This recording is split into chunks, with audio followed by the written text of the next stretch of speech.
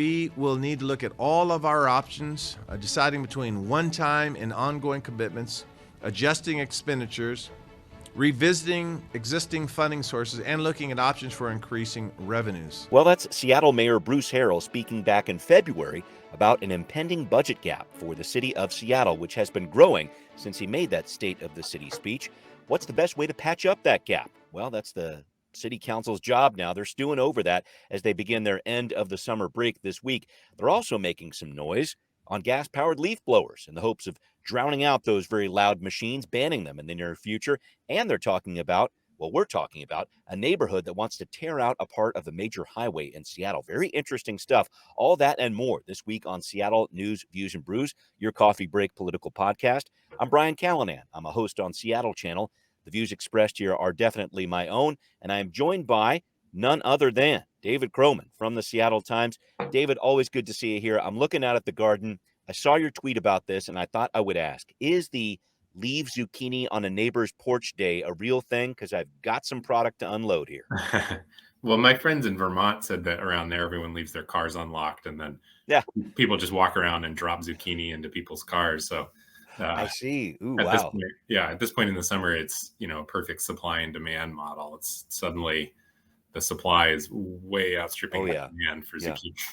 Yeah, I know. It sounds like a very Seattle kind of a holiday, like just the right dose of passive aggression. It's like, here you go. I mean, almost a little bit of a Krampus vibe. Like if the kids are getting bad, you're going to have zucchini on your porch. But anyway, we'll see how that all goes. David, thank you as always for joining me. Thanks to our listeners. Thanks to City Grind Espresso, our background noise sponsor for the audio podcast. They, of course, on the first floor of City Hall. Thanks also to our patrons. We love you. Thank you for coming on board. We welcome Anson as a new supporter of the show. He's at the $10 level, which earns him a Seattle News, Views, and Brews coffee mug. Got one of those 11-ounce beauties right here. It's headed your way, Anson. Thank you very much for being a patron. Our mugshot of the week from patron Zach. I put this on Twitter last week when I was on a break, but had to feature it on the show. Thanks for your support, Zach, and a beautiful blue sky mugshot there. What a summer we are having. If you listen, please do become a patron. You can get your mugshot on the show, too. That's Seattle News, Views, and Brews on Patreon. Finally, thanks to Converge Media. The video of the podcast airs on Converge Wednesday nights at 7. All right, we're going to get it going with right here, right now. Well, again, the City Council is starting its annual 2-week end of summer break here at the tail end of August. But one of those issues they can't put on vacation, a growing budget gap. They will have to deal with this when the mayor puts out his budget proposal 4 weeks from now, September 24th. And that gap has grown, folks, over the past couple of months here. At the start of the year, it was projected around $117 million, now closer to $142 million, as reported by Publicoa. And David, the answer looks like here, at least partially, leaning on excess money collected from the jumpstart tax on big businesses. I was interested to see this, and Publicola wrote about this. Council Budget Chair Teresa Mosqueda, who has criticized this idea in the past of using those excess funds for anything else other than the specific programs that Jumpstart was intended for, affordable housing, Green New Deal, a few other programs there. Well, she's likely going to propose this idea of using Jumpstart revenue to help fill that gap. What do you make of this proposal over the excess revenue with Jumpstart? Are we going to see some political pushback over this? What are your thoughts? Yeah, I mean, it is, I have to imagine, sort of frustrating for the backers of the Jumpstart tax, because this, as you mentioned, this was passed kind of explicitly to fund affordable housing and kind of fight homelessness and things like that. But at the same time, this council in particular they talk a lot about wanting to avoid an austerity budget. They really don't want to be seen cutting programs. And so then you're kind of left with the choice, if this gap exists, you can either pull money from other sources or you can start cutting. And so it appears that Councilmember Mosqueda is sort of opting to go with the former and avoid the latter. We'll add that it's interesting that Mayor Harrell has talked about discussing new forms of revenue, right? New kind of progressive, as they've described, progressive forms of revenue. Yeah, he's got a task force he's set up right now. Yeah, keep going. Right. This has been a conversation in the city for a while. For years. Sort of one of the most profound frustrations of Seattle, which is their desire to tax rich people and income in a way that they're basically legally not allowed to do. And so what can come of that task force, I would be curious to know. I think we'll probably see some, I'll say, creative ideas for expanding taxation while still kind of staying within the law. But yeah, I mean, it's certainly not where the council wanted to be when they passed the Jumpstart tax, but it's where they are. Yeah. And just looking at this, the reason why we have a budget gap, I know we're going to go into this a little bit more in the weeks ahead, and I'm going to condense this considerably, but former Mayor Durkin, last year's city council, put together a budget that relied a little too much on one-time federal dollars, is the way to condense this thing here, to pay for a ton of priorities like investing in BIPOC communities, plus some programs for COVID relief that have been ongoing here. I just see this, David, as the real test of the One Seattle ethic that Mayor Harrell has been talking about since he was put in office, and even before that. Do you see him and the council on the same page when it comes to their approach to the budget? Because I really did not see that with Mayor Durkin and the council last year.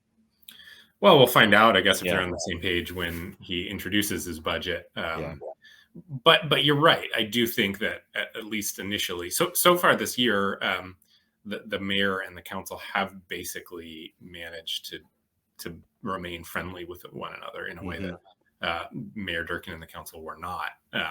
It's still early. There's plenty of opportunity for that to change, and there's no better opportunity for that to change than in budget, when the mayor and the council are sort of forced to clash in a way that maybe they can sort of avoid in other legislative priorities. But the fact that Councilmember Mosqueda is sort of endorsing the idea of using Jumpstart money to fill that budget gap is different than we've seen in past years. And then, conversely, the fact that Mayor Harrell is talking about convening this task force is also kind of closer to what maybe some members of the council want to see. So at first glance, I think they're closer together than they have been in the past. That might be because of who's in office. It also might just be because of circumstances that this budget gap didn't exist when Mayor Durkin was in office. And so now they sort of have a problem, a united problem that both of them have to solve in a pretty specific way. Right. Yeah. One Seattle put to the test here.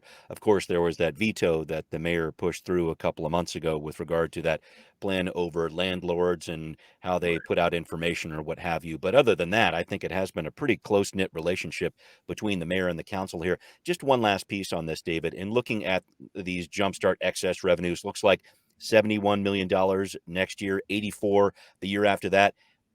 I'm just trying to figure out what's going to be enough to fill this $142 million hole. Do they take those 2 years of excess and try to apply it to this year? There's going to be some interesting math in the months ahead.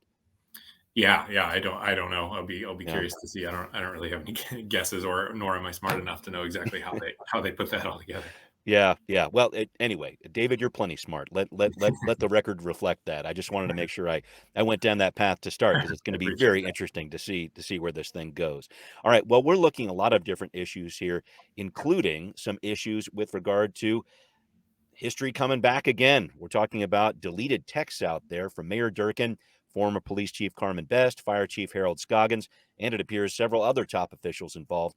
And now outgoing King County Prosecutor Dan Satterberg is asking for an investigation from Sheriff Patty Cole-Tyndall. So last year, a whistleblower brought this to light. 10 months of texts were missing. This includes some of the times the CHOP was raging on. Some texts have been recovered, many have not. David, what do you make of this idea of an investigation, and why is the prosecutor pushing for this now? Yeah, the now is interesting for sure, because we are, 2 years removed from this time. I don't know. My sense is basically he was giving space and time and latitude for a new mayor and a new city attorney to decide what they wanted to do with it.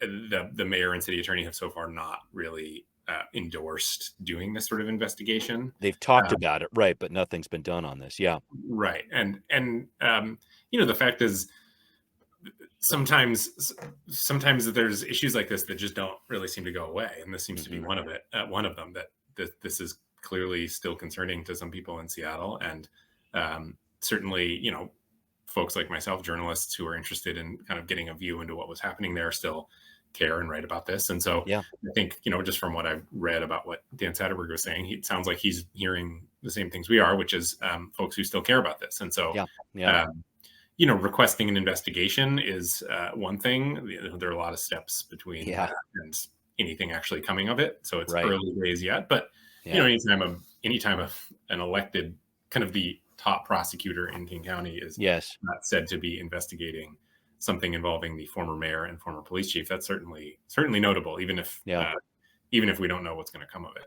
Yeah, and in terms of anybody falling on a sword politically here, at least, we've got Dan Satterberg, who's been in office for many years, who is not going to be running again after this year. So there's a piece of the timing there involved, too. And I just think about this, David, just looking at the case itself. I think, some people can say, oh, it's just a bunch of deleted text, but I think this has an impact that can be pretty widespread, not just from a transparency angle for the city, but in terms of these different cases that have been going on. You have a lot of merchants up on Capitol Hill who are like, wait a minute, there's a public safety requirement we need from you, City of Seattle. It wasn't followed here. What's the information behind that? What about these texts? What does that lead in terms of the dollars that might spring out of this with the legal cases, et cetera? I just think this is perhaps a bigger case than people might think it might be when it comes to these texts. Just some general thoughts about this as we wrap up the idea. Yeah, I mean, this is a requirement that a state requirement. Yeah. Mm-hmm. Yeah, that these people keep these records. And, at the most extreme, it can be a felony to delete these records. Willfully, yes. Willfully delete these records. That seems like a high bar to clear at first blush to prove that this was willful, but, you never know. So, I mean, the fact that it's a felony, I think, should be reflective of how seriously the state takes this issue. And for some of the reasons that we're talking about, which is, there's the public good of transparency, which, of course, as a journalist, I support and am very interested to see what's in these texts. But, more even beyond these texts, it's concerning as a journalist when records like this go missing. But in a more kind of specific sense, exactly what you were saying, which is there are specific legal liability questions around this period that, and there's real money and in some cases literal lives at stake. I mean, some people died in this at CHOP. They do. And so, it is a serious question. I don't know how motivated Dan Satterberg is to put, Jenny Durkin behind bars or whatever. But the investigation, I think at the very least could sort of set a precedent for future cases, kind of make public officials think twice about how they retain records. Yeah. And, kind of instill the fear of God into some elected officials who should be accountable to the public. Absolutely. Absolutely. Very good points all. And we'll see how that plays out here. So, all right, upcoming here, gas-powered leaf blowers. Yes, they are loud, but should they be banned in Seattle? We're going to try to talk above the noise next on Now Hear This. Well, gas-powered leaf blowers, they're loud. They're causing concerns over health and the environment, and the Seattle City Council is talking about banning them. The council passed a resolution last week out of committee stating its intent to phase out these tools for city departments and their contractors by the year 2025, and for the rest of us by the year 2027, or later if necessary, was a caveat noted there in the legislation. Councilmember Alex Peterson, who sponsored this legislation, pointed out that several other cities, LA, Washington, D.C., Multnomah County in Oregon, which includes Portland, have done this a while ago. Now it needs to happen in Seattle. Here's what he said last week. Colleagues, this issue was delayed for far too long by the pandemic. Our resolution is consistent with past policy statements, and it's needed to make progress to work out the details to finally rid our city of these deafening and dirty fossil fuel machines.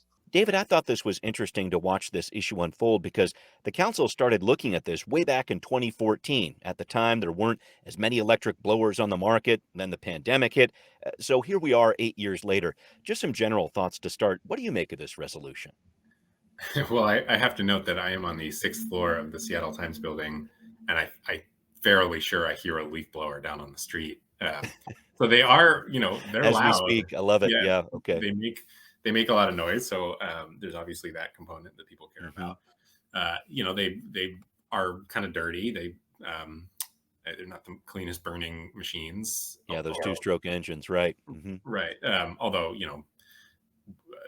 what their CO2 output is compared to the traffic backed up on I-5 every day, I have to imagine is fairly negligible. But it is a thing. I don't know. I mean, I think it's it seems like it's one of those issues, you know, you hear sometimes about uh, people asking like, well, why doesn't it, you know, if a politician ran on a platform of just banning spam calls, they would get Right. 90% of the vote. So it seems like it's kind of one of those issues where it's just, you know, maybe it's not going to solve the homelessness problem. It's not going to address any existential questions about our city, but it is perhaps kind of low hanging fruit of something that seems to annoy a broad cross section of people. And so, you know, I suppose this is, you know, responding to the will of the people in some ways. Sure. Yeah. I have also seen some criticism, as you might expect, that, you know, questions about, with everything else going on, why is the council focused on gas-powered leaf blowers? Yep. You know, I do think that elected officials are able to walk and chew gum at the same time, and they can handle separate things. But if you are concerned about sort of a perspective or, you know, symbolic kind of how the public, a frustrated public might view this, that is certainly a risk that it will be seen as a distraction at a time when there are major right. No, and Councilmember Peterson went to pains during the committee meeting to say we've got bigger priorities out there, but we've got the bandwidth to deal with this. So we'll see. But I thought it was an important part of this, David, the racial equity analysis the city is going to go through to figure out this change. And here's where it gets interesting to me. So nationally, the numbers show nearly half of the workers in the landscaping industry identify as Latino or Hispanic. In 1998, the city of Los Angeles banned gas-powered blowers. So a little while ago here, a number of workers launched a hunger strike at that point, saying, we're not getting as much done. You're taking away our tools, taking money out of our pockets. I just think it's an interesting intersection of political issues here when you talk about racial equity, when you talk about protecting the environment, when you talk about banning leaf blowers. Do you see some kind of back and forth happening with that situation here in Seattle? We have a very large activist community here too. Yeah, sure. I mean, I think that's a good point, that the folks, a lot of the folks who are using leaf blowers are going to be on a whole less white and probably less rich than the city of Seattle in general. And anyone who's ever used a leaf blower, it's undeniable the gas ones are more powerful and more effective to move leaves in a short period of time. So, you know, I think that's an interesting point. I don't know that I want to take it too much further than that. To make any broad assumptions about this, but I do think that's an interesting point. Yeah, no, it's going to be part of the analysis. And then the other part too, and I think you just brought this up, this idea of the gas power blowers having more power than their electric counterparts, even with the developments that have been made over the past several years. And what's it going to cost the city to actually make this transition? You've got batteries that potentially cost more long term. Of course, I think the cost would be less, but this is something that's going to cost the city a couple of bucks too. Any final thoughts about this? No, except for that, you know, every now and then issues come up that I think at the outset, maybe some folks in City Hall think will be kind of an easy win, and they often end up actually taking a lot of energy and analysis. And there's always something that maybe we didn't think about. And you know, I wouldn't be surprised if this ends up being one of those things that maybe stretches on a little bit longer than we were expecting it to. It'll be interesting to see, though. Also, I don't know. I mean, I haven't messed around with an electric powered leaf blower. I don't. How much quieter are they? I'm not sure. They're quieter. I have one at home, and they're definitely quieter. And it's just that whole like, you know, the startup isn't there. That whirring sound that's always in the background when the engine's, you know, continuing to idle when you're not even using it. That's not there. Doesn't rev up as much. So the sound is definitely less. But I've noticed it, and the city actually did some studies on this. It's like, okay, this works pretty well when it's dry out there, but when it's a little wet, and newsflash, Seattle gets wet every now and then, it doesn't work as well. So I think there's some interesting pieces here, and we'll see what blows through here when it comes to these leaf blowers over the next couple of months. But I did want to get to a question, David, that one of our patrons sent in about this. Sonia was writing in and talked to us about looking at a story brought up in the Urbanist about not light rail, but regional rail that would take people longer distances. Now, the argument made in this piece in the Urbanist is we're making progress towards a foundation for regional rail with the sounder, but we need something larger and more frequent when it comes to the system. Case in point, you got Link Light Rail. When it gets to Tacoma in the 2030s, it's estimated the trip from Tacoma to Seattle, a lot of people do make that commute, would take 74 minutes. Some thoughts about regional rail, David. How important is it? Is it on the radar of local and state transportation officials? And any thoughts on this one? And thank you, Sonia, for sending in this question. Yeah, it's interesting. I mean, I think, we do have the Sounder, which is the heavy rail, kind of goes between, goes up to Edmonds and down to Tacoma. But it's pretty limited at this point. Yeah. It's really just commuter hours, at least as far as compared to other public transportation. I mean, all public transportation hasn't quite recovered to pre-pandemic levels, but the Sounder is really still pretty low. And I think that's because it's a commuter train. And I think a lot of the folks who use it are also happen to be the folks who can probably do their jobs remotely fairly easily. So it is in a little bit of a lull, I think, right now, what little amount of regional rail we do have.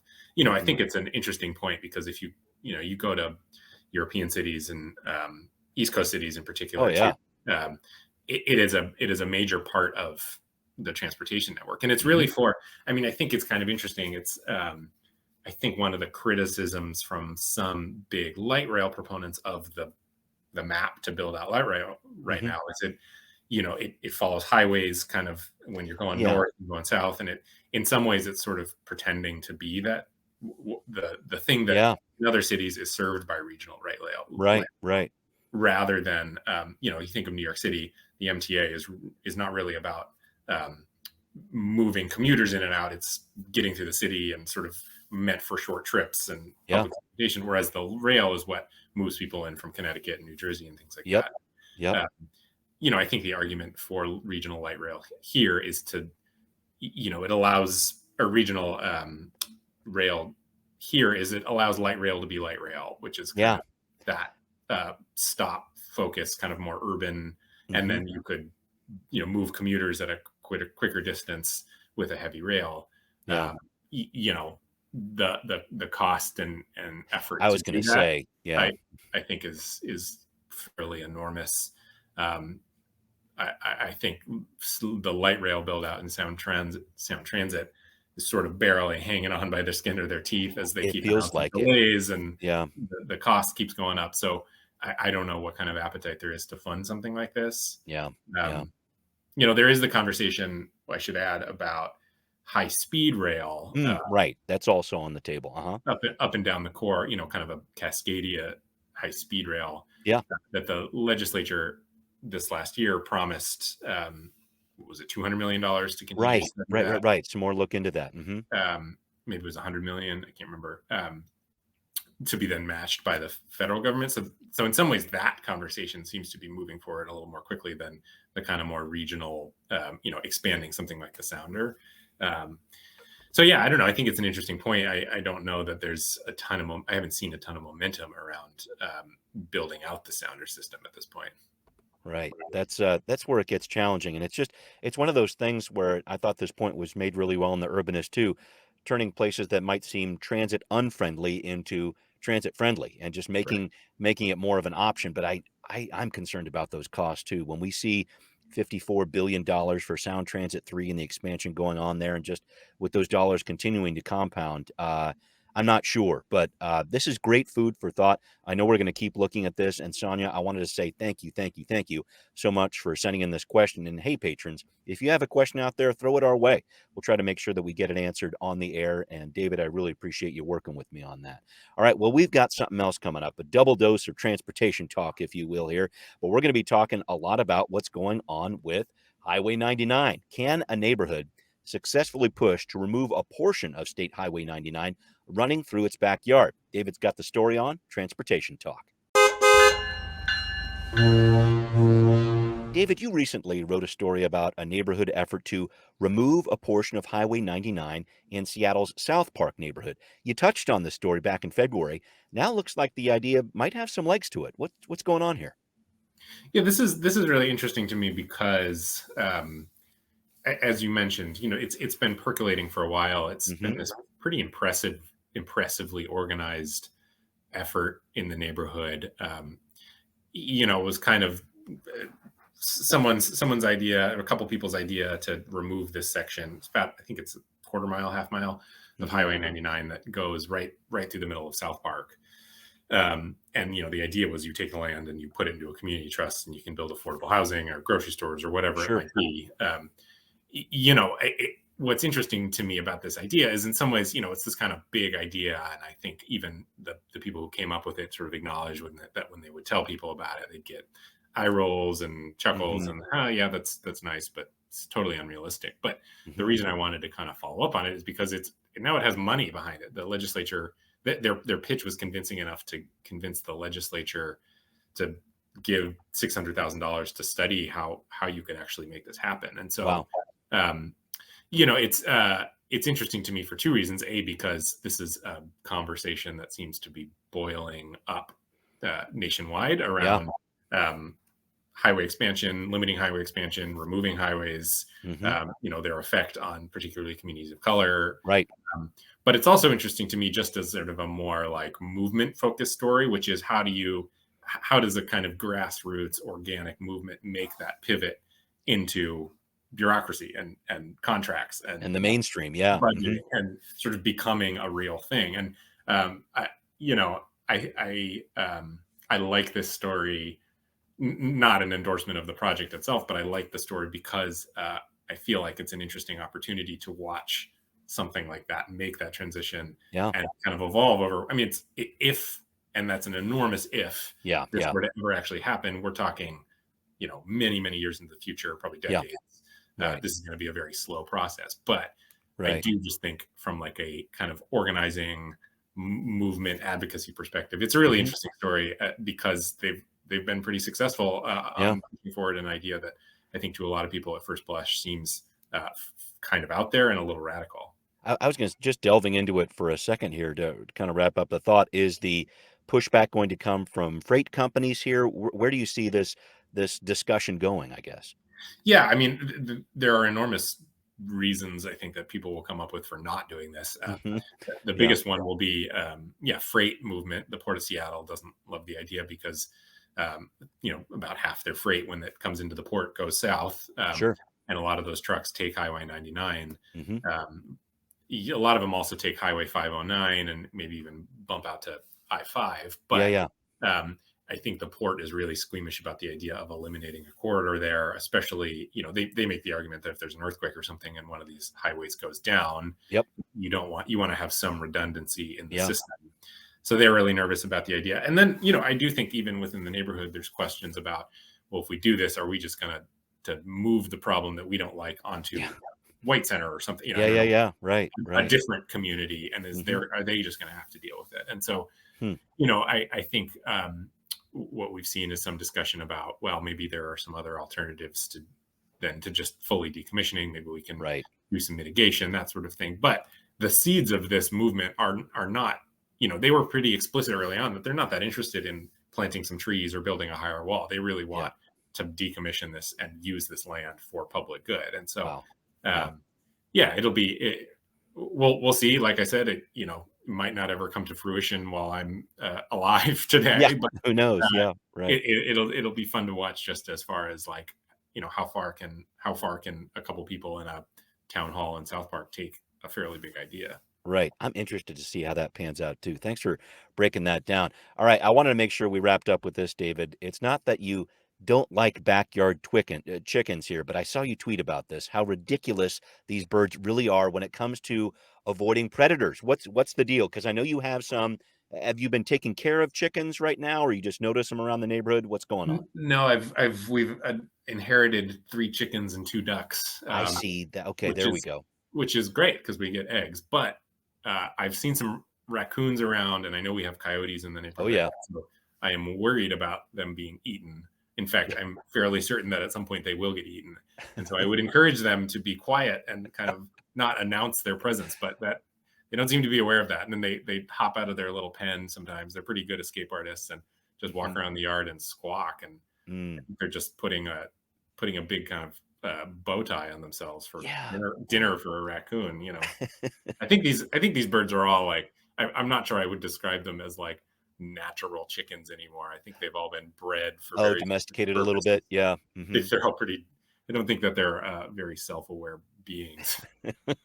There's a reason the word bird brain is in our lexicon. So it's and tweeting about birds, a great life imitating art moment of the day there for sure. David, thank you as always for joining me here. Thanks to everybody listening. It's Seattle News, Views, and Brews, where you can always find out what's brewing in local politics. This podcast is on all those platforms, wherever you get your podcasts. And once again, if you are a listener, please support the show on Patreon. It would be greatly appreciated. Thanks for watching on Converge Media too. We'll see you next time. Seattle News, Views, and Brews is an independent production of Callanan Media Services. Copyright 2022.